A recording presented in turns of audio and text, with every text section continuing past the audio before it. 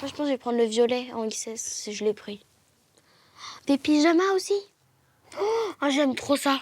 C'est trop beau. Je vais le prendre, je pense. Oh, il est pas cher, il y a une promo. Ouais. Il y a 5 paires pour 3,50 €. Et en plus, elles ont l'air bien, elles ont l'air bien.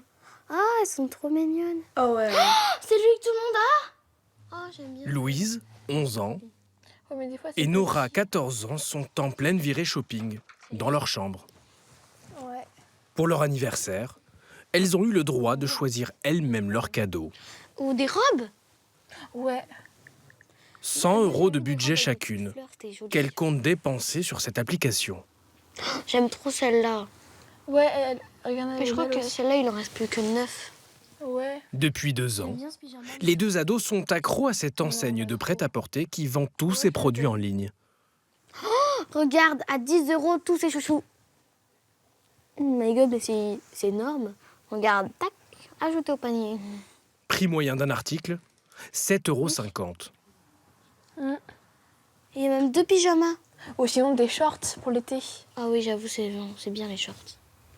Du bout des doigts, elles ont accès à 500 000 articles, avec près de 6 000 nouveautés par jour. Ah ouais, elles sont belles. Pourquoi vous aimez cette marque? Parce que déjà, c'est pas cher, c'est une bonne qualité. C'est pas cher, c'est à la mode. Et beaucoup de gens commandent dessus. Si t'avais les moyens, t'achèterais tout en fait. Ah bah de toute façon, Nora et moi, quand on va être grande, ça va péter. Hein. Nora, on a que 20 shorts, on a 200 €. On arrête là. Bah oui. Hein. Stop. On a fini notre commande, maman. Ouais, c'est bon, on a fini. Bon, on va s'asseoir. Avant de valider leurs emplettes, les deux adolescentes doivent passer une épreuve redoutée. Alors, du coup, vous avez pris quoi? Ensemble de pyjama? Aurélie, leur maman, va très vite calmer leurs ardeurs. Ensemble. Top sans manche, c'est pour toi ça, Nora? Non, moi j'aime pas trop. 9 pièces de chouchou encore? S'il te plaît. Maman, en plus, c'est pas cher. S'il te plaît. Non, cette fois-ci, non. s'il te plaît. Non, tu en prendras la prochaine commande, on enlève. C'est pour qui ça? C'est pour toi? Bon, ça va, je valide. Qu'est-ce que tu vas faire avec 20 pinceaux de maquillage? Tu te maquilles? Non. Bon, bah voilà, donc on supprime. 4,25 €. Ah, ça, c'est 50 pièces. Ah non. Mais maman, tu vas supprimer tous Non, les mais trucs ça, là, j'ai 0 truc dans ma Et, commande. bon, tu te calmes un petit peu? Mais j'ai plus de trucs dans ma commande. Tu te calmes, s'il te plaît? Vas-y, supprime tout. Bah, tu crois pas que ça fait... C'est adapté à ton achat. Ça fait pas petite fille de 10 ans. Vas-y. Ça fait En femme. fait, là, j'ai plus de trucs dans ma Bah, commande. tu prendras autre chose, mais là, je peux pas commander ça. Hein. C'est pas possible. Oh non. Bah alors, faut pas pleurer pour ça. Mais en tant que futur adulte, je pense que c'est important aussi de leur donner la notion, en fait, de l'achat utile. C'est aussi l'éducation à donner aux enfants, quoi. Blouse courte fleurie. Finalement, Bah là, ça, franchement, les deux filles en auront parce que pour c'est 100 mensuel. €. Tu vas avoir trop chaud avec ça? Ok, supprime. Bah oui, je vais supprimer. Des dizaines de promos alléchantes par semaine. Des prix défiant toute concurrence. Des sollicitations par mail quotidiennes. Shein, que les ados appellent Shine, est le nouveau géant chinois du prêt-à-porter.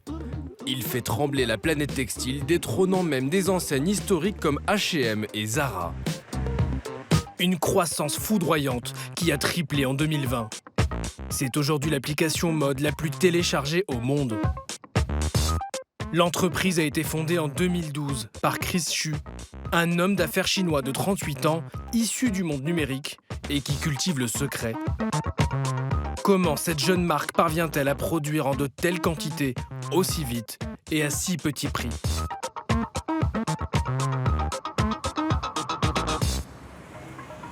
Basée dans le sud de la Chine, la société refuse toute demande de tournage.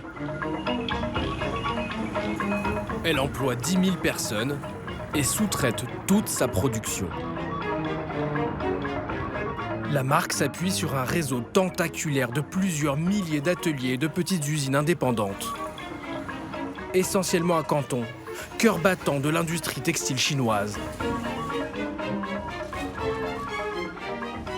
L'une d'entre elles nous a ouvert ses portes, mais à condition de protéger l'anonymat de tous ses employés. Le chef d'atelier emploie une 50aine d'ouvriers. Tout ça, ça fait partie de l'atelier. Cette usine de taille moyenne produit près de 400 000 pièces par mois. Pour qui vous fabriquez tout ça? Là, c'est pour la marque Shein. Vous connaissez cette marque? Vous fabriquez à 100% pour eux? Oui. Ils nous passent des commandes tous les jours. Là, c'est la partie finition. On vérifie les quantités, on coupe tous les petits fils qui dépassent et on s'occupe de l'emballage. La plupart des ouvriers viennent des provinces les plus pauvres de Chine. Fang, couturière de 35 ans, originaire du Jiangxi à 800 km de là, s'est installée à Canton avec son mari pour trouver du travail. Nos 3 enfants sont restés au pays. Avec des enfants à gérer, comment peut-on travailler en même temps? Et à quelle fréquence vous les revoyez? Nous rentrons chez nous pendant les vacances d'été. De toute façon, en ce moment, ils sont tous à l'école, en internat. Quels sont vos horaires de travail? Le matin, je commence à 8h et je finis à midi. L'après-midi, je reprends de 13h30 à 18h. Et le soir? Le soir, je fais des heures supplémentaires de 19h à 22h. Et vous travaillez le week-end? Le week-end, je ne fais pas d'heures supplémentaires, je m'arrête à 18h. 75 heures de travail hebdomadaire, un seul jour de congé par mois, même si la loi chinoise impose 1 jour de repos par semaine.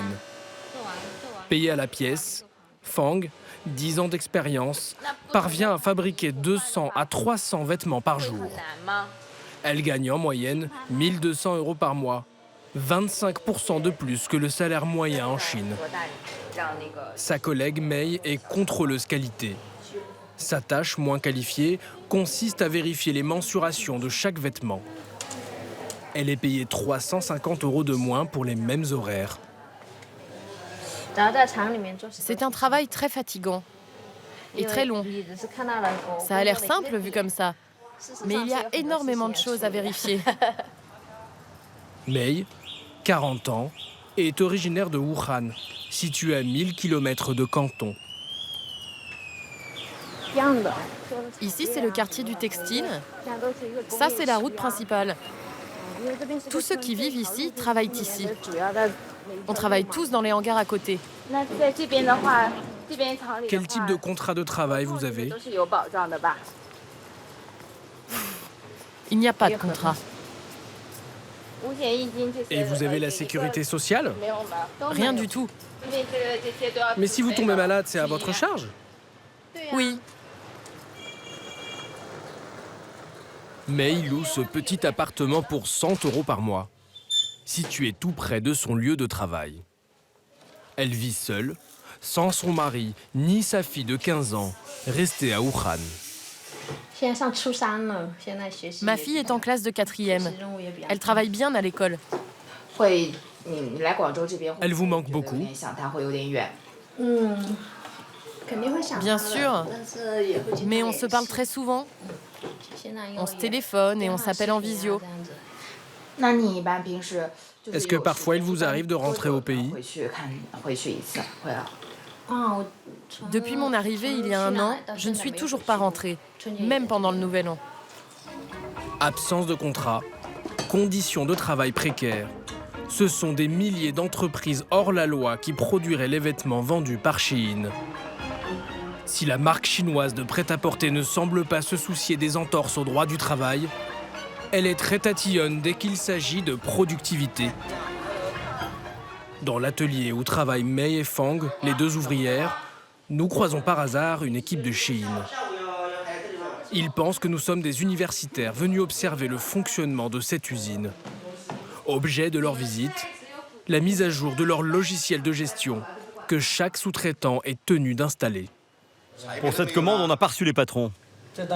Et pour cette commande de 1000 pièces, là? On a déjà vérifié ça hier.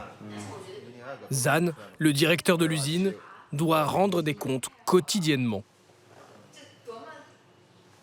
On rentre tout dans ce logiciel, les commandes, les achats, la production, jusqu'à la livraison. Cette jeune femme, employée de Shein, est spécialisée dans le traitement des données. Productivité, pourcentage de pièces défectueuses, respect des délais. En fonction des résultats, elle attribue une note à chaque usine. Avec ces données, une personne peut prétendre bien faire son travail, mais si ce n'est pas le cas, on le sait. Ce sont les données qui parlent, pas les gens. C'est transparent et clair. Et je vous le dis discrètement, cette usine a une moyenne plutôt basse. Entre la commande et la production, la marque chinoise exige le plus souvent d'être livrée en 10 jours. Pour suivre cette cadence effrénée, les sous-traitants font appel à une main-d'œuvre encore plus précaire. Dans les entrailles de Canton, à chaque coin de rue, des micro-ateliers, souvent familiaux, pour la plupart sans existence légale. Entre 3 000 et 6 000 d'entre eux travailleraient indirectement pour la marque dont les emballages sont omniprésents. Au hasard des rues, un chef d'atelier accepte d'échanger quelques mots. Nous, on travaille pour un seul intermédiaire. On les aide pour les finitions. On termine de confectionner les vêtements, on ajoute les boutons et on emballe. Vous êtes nombreux à travailler pour cette marque? Cette marque, elle nourrit la moitié de la Chine. Il est pénible votre travail, madame? Tout est dur. Il existe un travail qui ne soit pas dur? Combien vous touchez par mois? Mais pourquoi vous posez autant de questions? C'est difficile de vous répondre. Ça dépend des commandes qu'on reçoit. Parfois on touche beaucoup, parfois beaucoup moins. C'est variable. Shein ne produit rien et n'assure même pas l'expédition. Tous les articles transitent par ces entrepôts près de Canton, eux aussi sous-traités. Et pour se faire connaître dans le monde entier, Ah, il y a aussi en marron et en bleu. jusque dans la chambre de Nora et Ils sont Louise, beaux. l'enseigne a fait des réseaux sociaux son principal terrain de chasse. Ouais. Donc voilà, c'est ma fameuse commande Shein dont je vous avais parlé et vous avez été nombreux, mais vraiment beaucoup, à me demander un haul. Shein utilise une myriade de micro-influenceuses. Ah, elle, c'est Lilou. C'est une TikTokeuse. Elle est grave commune. Elle a 2 millions. En quelque sorte des ambassadrices de la marque, qui diffusent ce qu'elles appellent des hauls. Ah, elle en a pris 3. Ce sont des vidéos dans lesquelles elles exposent le fruit de leur shopping. Ça donne ça, j'aime beaucoup, il est très beau, d'accord. En plus, même si t'as pas de sang, ça passe crème. Ça donne ça, ton derrière il est comme ça, je vous montre pas trop parce que j'ai des boutons. C'est bien préféré, j'adore. Et quand une influenceuse montre un vêtement, ça peut vous donner envie de l'acheter? Ouais, parce si elle met des habits bien. Est-ce que vous pensez qu'elles sont payées pour faire ça? Bah, ça dépend, enfin. Je pense pas, moi. Bah, des fois. Bah non, Elles sont- parce que...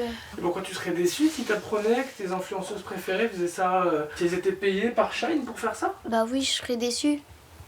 Ah ouais? Bah oui, parce que... Elle ferait pas ça pour nous, elle ferait juste ça pour l'argent, alors ça me Ce serait vexant un peu d'apprendre ça. Donc j'aime pas. Je sais pas ce qui m'a Certaines le font gratuitement, mais la plupart sont rétribuées par l'enseigne. De la publicité très ciblée, La deuxième tenue, je l'ai appelée l'université, c'est la savane. à destination des jeunes filles du monde entier.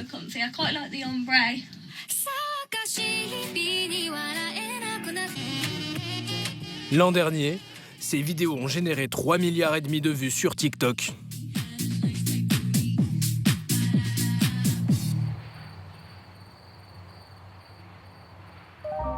Dans le Gard, Anna, 17 ans, est l'une de ces micro-influenceuses.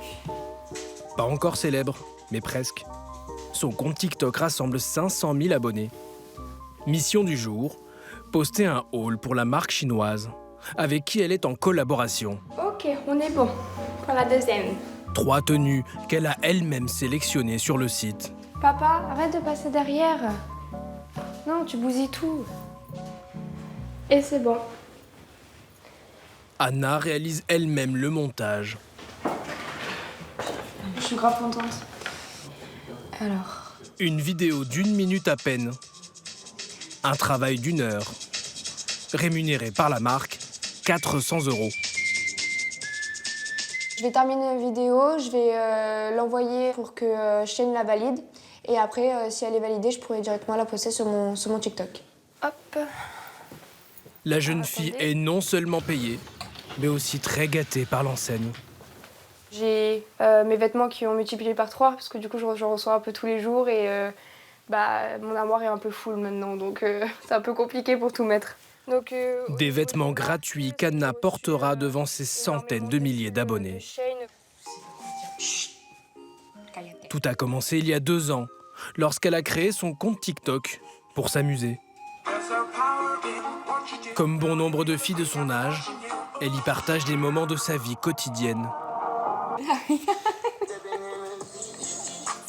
Ah, je me souvenais plus de celui-là. Pourquoi ça m'intéressait autant de monde? Franchement, je sais pas.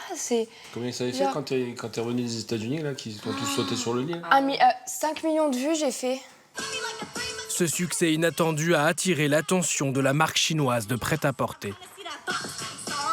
Quand j'ai vu le mail, au départ, j'y croyais pas. Je crois que je devais choisir 5 articles et c'était mes premiers partenariats, donc j'ai absolument pas demandé une rémunération, rien du tout. Et j'ai reçu mes 5 articles et j'étais trop contente. J'en ai parlé à ma maman, j'ai appelé ma grand-mère, parce que ma grand-mère aussi, elle est toujours là derrière moi et tout, positivement. Et bref, j'étais trop contente. Je sais pas si tu t'en rappelles, mais... Ouais. Et quand Anna vous appelle, qu'elle vous dit elle a un partenariat avec une grande marque, vous vous dites quoi? Déjà, on sait pas ce que c'est. On sait pas ce que ça veut dire. Partenariat avec une grande marque, t'as 15 ans, enfin t'emballes pas quoi. On se dit un mec qui va te donner des fringues pour que tu fasses ouais, ça paraît fou. Aujourd'hui, en plus de l'enseigne chinoise, Anna est en contrat avec 3 autres marques. Revenu mensuel entre 500 et 2000 €. Non, mais t'inquiète, je sais où c'est. Sur les réseaux sociaux, Shein trouve ses clients, mais aussi ses idées. La marque est fréquemment accusée de plagiat. Les 52 collections annuelles de la marque sont conçues en interne à Canton, mais aussi par ses centaines de fournisseurs. Dans l'usine sous-traitante que nous avons visitée, 2 employés sont chargés de créer les modèles destinés au marché européen. Les Chinoises portent ce genre de tenue? Certains vêtements, comme celui-ci, ont vraiment trop peu de tissu. C'est trop sexy pour nous. Sur le bureau, aucun croquis. Pour trouver l'inspiration, elle ne s'embarrasse pas. Tout ce qu'on fait, c'est chercher des photos. Shein nous communique les tendances et nous, on cherche des photos. Ensuite, on imprime la photo comme ça, regardez. On recherche les mêmes accessoires, puis on cherche des tissus similaires. On envoie ça à l'atelier, qui va fabriquer un prototype de ce genre. Puis on l'envoie à Shein pour qu'il valide. Ce jour-là, elle s'apprête à copier ce modèle repéré sur un post Instagram que nous avons retrouvé. Une création unique, conçue par une marque de luxe italienne, portée par Iris Law, fille de l'acteur Jude Law. Généralement, ils passent une commande de 100 à 200 pièces. Si le produit se vend bien, ils passent une nouvelle commande. Pour les modèles à succès, ils peuvent nous en commander jusqu'à 10 000 pièces. Mais pour d'autres, ça s'arrête à 200 pièces. Il faut avoir de la chance. Grande ou petite marque, personne ne semble être à l'abri des plagiaires de Shein. Il y a un truc que j'aime pas, c'est la fermeture là, mais je préfère quand c'est juste, quand on la voit en fait. Marie Dewette a fondé Maison Cléo il y a 4 ans. En longueur, c'est un peu long. Avec ses 16 employés et une centaine de pièces vendues par semaine, elle prône une production 100% fait main, made in France et écolo, aux antipodes de la fast fashion. Il y a 2 ans, cette petite marque haut de gamme est repérée dans le milieu de la mode. Ouais. Cette tenue-là, ouais, on l'avait fait spécialement pour Adèle, pour l'avant-première d'un de ses films. Un succès exposé sur les réseaux sociaux, qui n'a pas échappé aux géants chinois. Depuis, Marie et Chloé, l'une de ses tricoteuses, ont découvert qu'une douzaine de leurs créations avaient été copiées. Ah, c'est le même, en niveau coupe, c'est exactement le même. Ah ouais. À la fois le col, à la fois les emmanchures. La matière, elle est pas du tout pareille. Là, d'un point de vue technique, on n'est pas sur la même technique. Ah, 100% acrylique, c'est pour ça que ça... non, mais c'est ça. Non, mais ça me rend dingue. À droite, un pull 100% laine, tricoté à la main. Pardon, qui sont du coup à 290 €. À gauche, la copie. Et ceux-là sont à 7,99 €. Ça, c'est l'original. Ouais, le fait que sur le côté, la fente, elle est... Bah, il y a une fente, que ce soit aussi plus asymétrique comme ça. Je veux dire, déjà, niveau cali, on voit le col, il fait ça, il est rond, il se tient pas. C'est affreux. Comment vous vivez cette copie-là? Bah, au début, j'étais super choquée. C'était vraiment le drame pour tout le monde. C'était hyper stressant, on n'était pas bien et tout. Maintenant, on a l'habitude parce que tout le temps, tous les 2 semaines, il y a un truc comme ça qui arrive. Je fais partie des gens qui tricotent ces pulls. Enfin, je vais pas dire que je sens qu'on... Enfin, c'est pas forcément mon travail, mais je sens qu'on vole mon travail, ma main-d'œuvre. Enfin, c'est copié. Et en plus, c'est copié, mais... c'est honteux. Par contre, ils ont respecté le double col. Bon, Marie de Houette s'est résignée à ne pas lancer de procédure judiciaire. Les poursuites sont trop coûteuses et ont peu de chances d'aboutir à une condamnation sur le sol chinois. La matière en lui-même, elle se tient hyper fort, quoi.